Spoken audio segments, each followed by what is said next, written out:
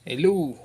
Magandang hapon po sa lahat ng nanood sa aking channel, nag-subscribe, nag-like, nag-share. At marami pong salamat sa inyo sa inyong panonood sa aking channel na ito. At suporta, marami pong salamat sa inyo. Saludo po ako sa inyo.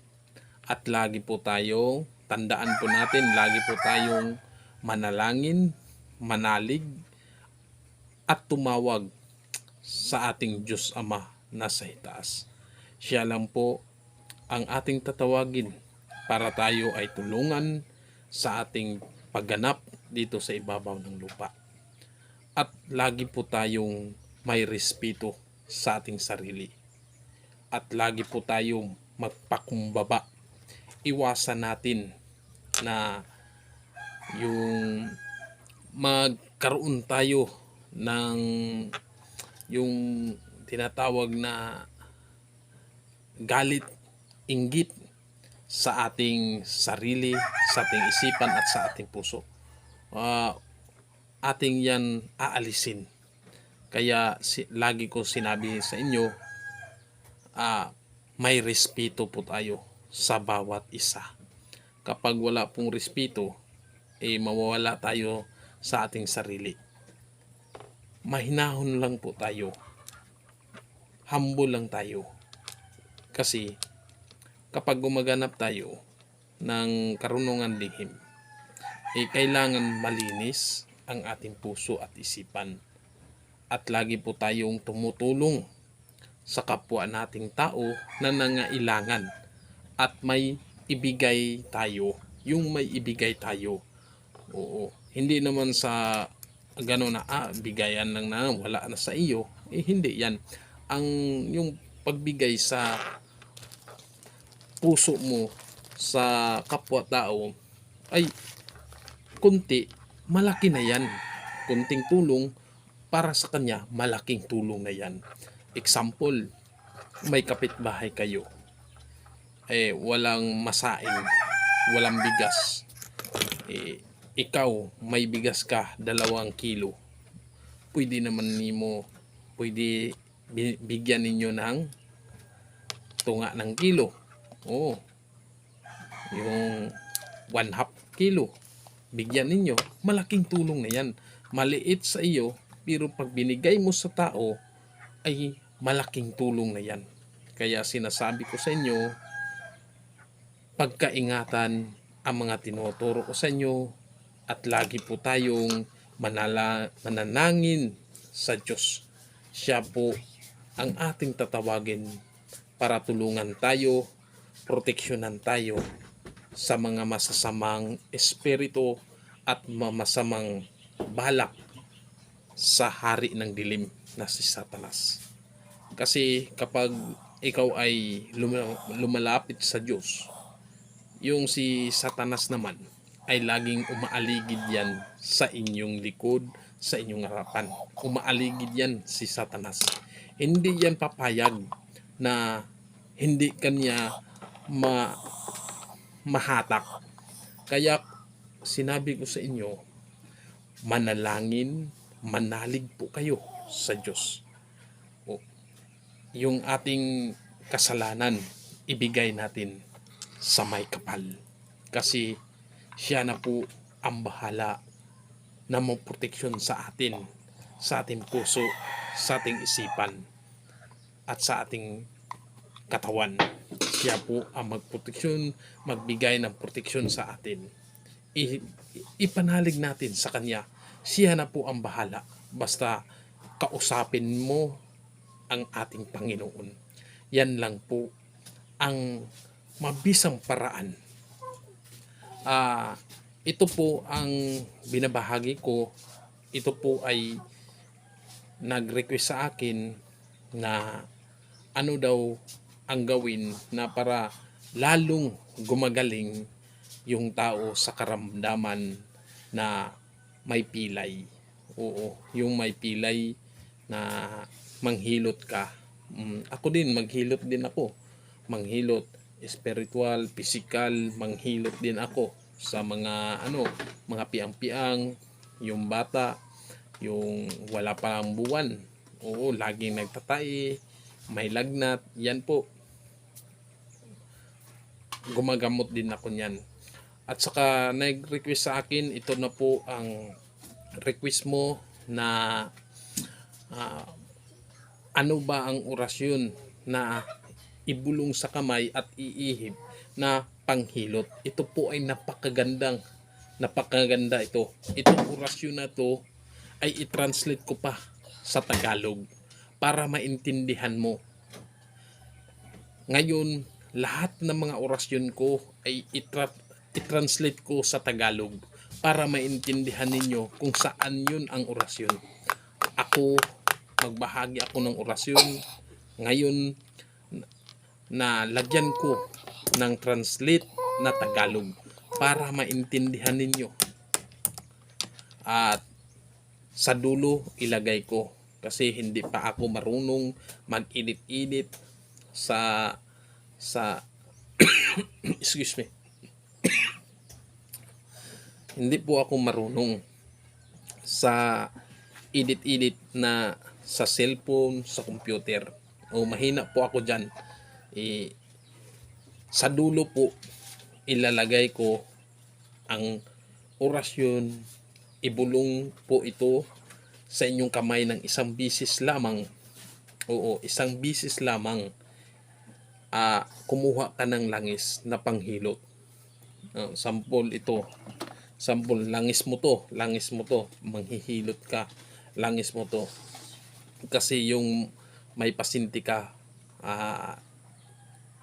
bata o sample lang bata, edad ng 7 years old o teen, yan may bata, nilagnat, yung karamdaman niya palaging may lagnat. Ito po ang gawin ninyo. Kahit hindi ka manghihilot, ito po pwede po ito kahit pa yung papa, yung mama. Oo, baka wala kayong pira na ibigay sa manghihilot. Iba-iba po ang ugali ng manghihilot. May iba na humihingi talaga ng pira, may iba naman na hindi humihingi, kung kusang magbibigay lamang. Kasi yung dati nagpahilot ako, nagbungat yung pira, yung manghihilot, yung tinatawag sa amin kabuhi dito kabuhi, pakuha o kuha. Pasensya kayo kasi Bisaya ako. Yung tanggalin yung kabuhi ang tawag sa Tagalog ng kabuhi. Dito may hangin sa loob, tanggalin yan. Binigyan ko ng parang 100 at saka may barya, mga 130 yata, 140, yun. At binigay ko sa kanya, matanda na, binigay ko. Pagkatapos ng binigay ko, sabi niya na ang bayad daw 150. Sinabi niya kailangan ng 150. Pagtingin ko sa aking pira, kulang ito, 130 o 120 yata, 140 yung pira ko at saka barya. Yung manghihilot na yun, hindi tinanggap yung pira ko. Pagka maya tinanggap niya 100, yung barya hindi niya tinanggap yung barya. Ko, bakit kaya? Iba-iba talaga. Re-respetuhin natin. Iba-iba po ang manggagamot, manghihilot, iba-iba po ang ugali. Kaya ito tinuturo ko kung yung may mga pamilya na wala namang pira at saka malayo sa manghihilot at saka umuulan pa, hindi madala sa manghihilot kasi umuulan. Isugod ninyo sa manghihilot. Pwede rin kayo. Subukan ninyo. Ito po yung efficacent oil o efficacent o magson. Mabuti magson kasi bata, hindi maanghang o magson. kailangan magsun. Yung sa mga bata hindi mangang. Ilagay ninyo. Pagkatapos lagay, bulungan ninyo ng isang bisis. At saka iihip. Pagkatapos, iganon ninyo yung oil. Tapos, ihilot ninyo sa buong katawan sa bata. Ihilot ninyo, ganun, hilot dito, hilot. Sa likod, hilot, sa likod.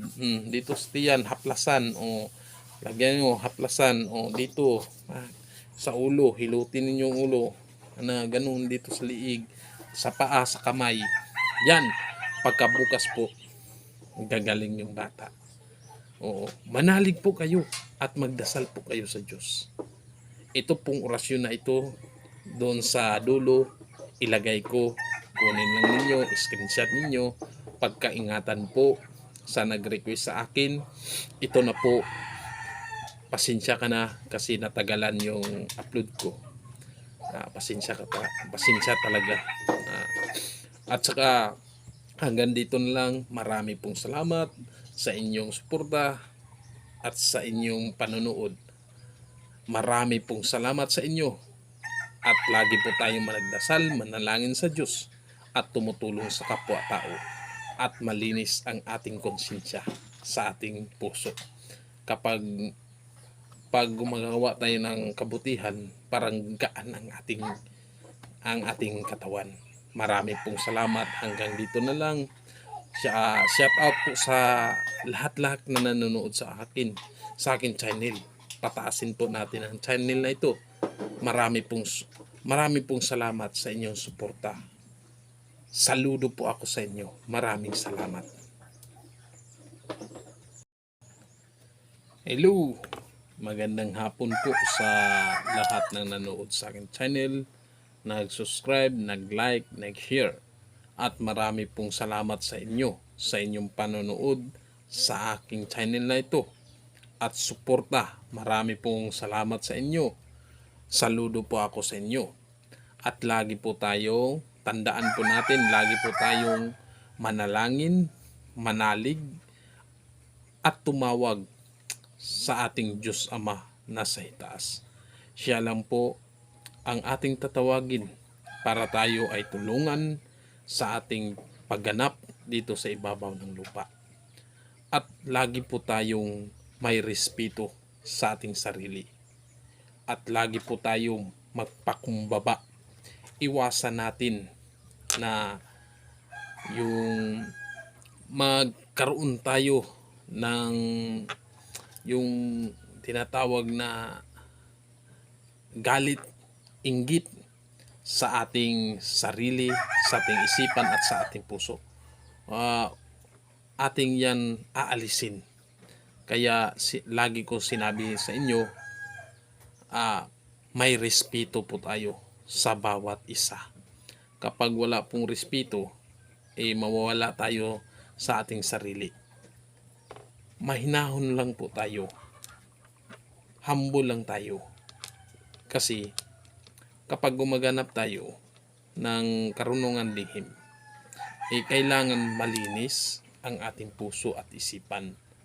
At lagi po tayong tumutulong sa kapwa nating tao na nangailangan at may ibigay tayo. Yung may ibigay tayo. Oo. Hindi naman sa gano'n na bigayan lang na wala na sa iyo. Hindi yan. Yung pagbigay sa puso mo sa kapwa-tao ay kunti, malaki na yan. Kunting tulong para sa kanya, malaking tulong na yan. Example, may kapitbahay kayo. Walang masaing, walang bigas. Ikaw, may bigas ka, 2 kilo. Pwede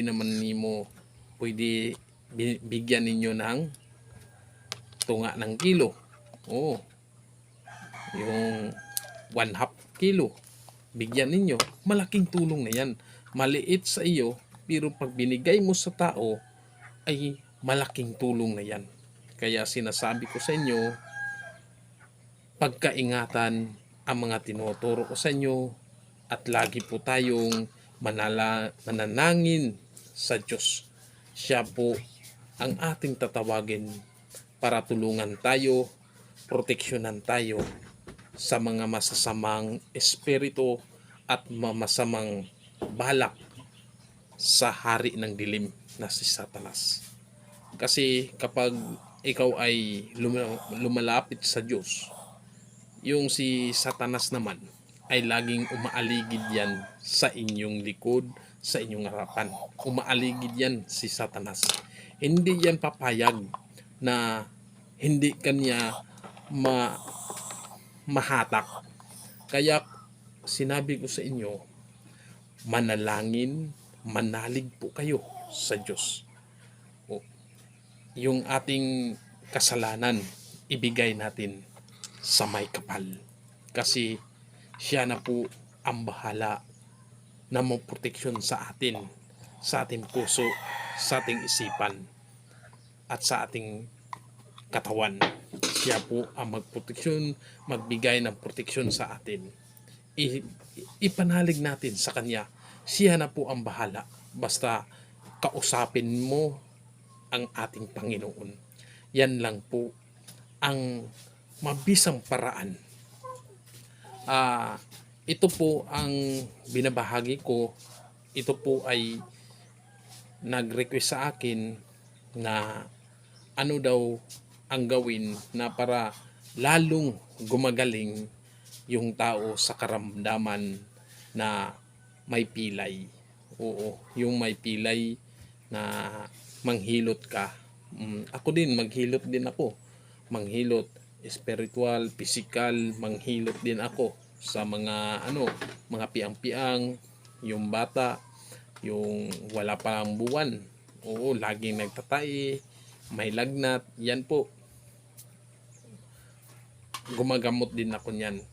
At saka nag-request sa akin, ito na po ang request mo na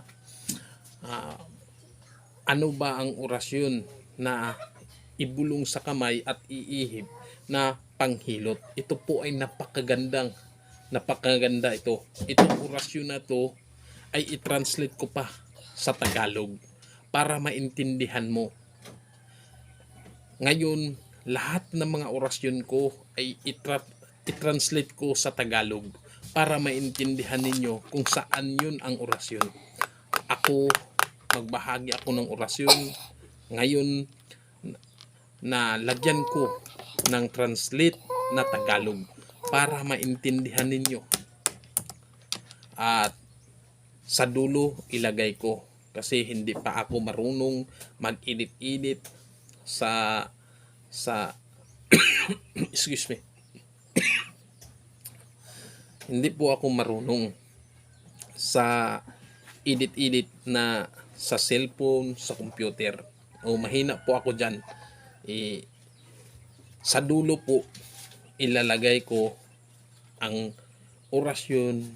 Ibulong po ito sa inyong kamay ng isang bisis lamang. Oo, isang bisis lamang. Kumuha ka ng langis na panghilot. Sample ito. Sample, langis mo to, manghihilot ka, langis mo to. Kasi yung may pasinti ka, bata o sample lang bata, edad ng 7 years old o teen, yan may bata, nilagnat, yung karamdaman niya palaging may lagnat. Ito po ang gawin ninyo. Kahit hindi ka manghihilot, ito po pwede po ito kahit pa yung papa, yung mama. Oo, baka wala kayong pira na ibigay sa manghihilot. Iba-iba po ang ugali ng manghihilot. May iba na humihingi talaga ng pira, may iba naman na hindi humihingi, kung kusang magbibigay lamang. Kasi yung dati nagpahilot ako, nagbungat yung pira, yung manghihilot, yung tinatawag sa amin kabuhi dito kabuhi, pakuha o kuha. Pasensya kayo kasi Bisaya ako. yung tanggalin yung kabuhi, ang tawag sa Tagalog ng kabuhi. Dito may hangin sa loob, tanggalin yan. Binigyan ko ng parang ano yun, 100 at saka may barya, mga 130 yata, 140, yun. At binigay ko sa kanya, matanda na, binigay ko. Pagkatapos ng binigay ko, sabi niya na ang bayad daw 150. Sinabi niya kailangan ng 150. Pagtingin ko sa aking pira, kulang ito, 130 o 120 yata, 140 yung pira ko. At saka barya. Yung manghihilot na yun, hindi tinanggap yung pira ko. Pagka maya-maya, tinanggap niya 100. Yung barya, hindi niya tinanggap yung barya. Ko, bakit kaya? Iba-iba talaga. Re-respetuhin natin. Iba-iba po ang manggagamot, manghihilot, iba-iba po ang ugali. Kaya ito tinuturo ko kung yung may mga pamilya na wala namang pira at saka malayo sa manghihilot at saka umuulan pa, hindi madala sa manghihilot kasi umuulan. Isugod ninyo sa manghihilot. Pwede rin kayo. Subukan ninyo. Ito po yung efficacent oil o efficacent o Magson. Mabuti Magson kasi bata hindi maanghang. Magson. Kailangan Magson. Yung sa mga bata hindi maanghang. Ilagay ninyo.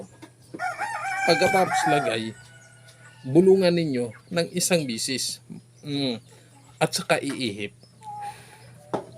Pagkatapos, iganon ninyo yung oil.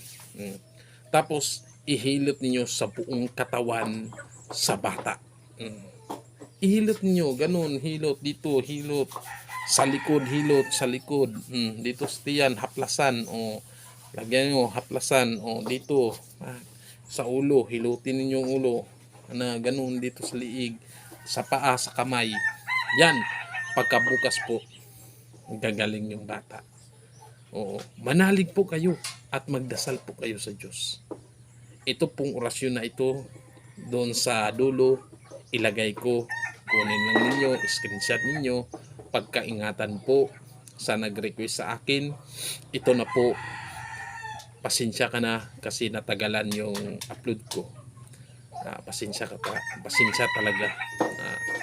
At saka, hanggang dito na lang. Marami pong salamat sa inyong suporta at sa inyong panonood. Marami pong salamat sa inyo. At lagi po tayong managdasal, manalangin sa Diyos at tumutulong sa kapwa-tao. At malinis ang ating konsensya sa ating puso. Kapag gumagawa tayo ng kabutihan, parang gaan ang ating katawan. Marami pong salamat. Hanggang dito na lang. Shout out po sa lahat-lahat na nanonood sa akin channel. Pataasin po natin ang channel na ito. Marami pong salamat sa inyong suporta. Saludo po ako sa inyo. Maraming salamat.